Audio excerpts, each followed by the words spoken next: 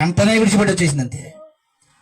ఒక దొంగకు తెలుసు మీకంటే బాగా, మీకంటే ముందుగా దొంగలు వెళ్తారు, మీకంటే ముందుగా వేశ్యలు వెళ్తారు, మీకంటే ముందుగా అందరూ వెళ్ళిపోతారా, మీరు వెళ్ళరు. కారణం తెలుసా?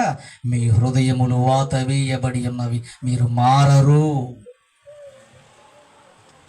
మాట, ఒక మాట చాలు మారే హృదయానికి.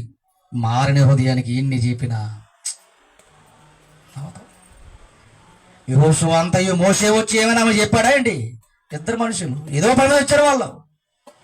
వాళ్ళని చూడగానే ఆమె మారిపోయింది. చూసారా? ఆమె మాట తీరు మారిపోయింది, ఆమె ప్రవర్తన మారిపోయింది, ఆమె పద్ధతి మారిపోయింది. ఇద్దరు మనుషులు రాగానే మారాలండి, మారాలి.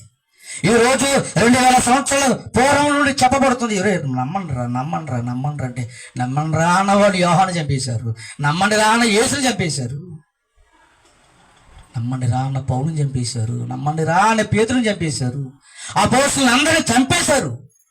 ఇప్పటికీ చంపేస్తున్నారు. ఎవరు మారుస్తారండి? ఎవరు మారుస్తారు? మారాలి. ఎందుకు తెలుసా?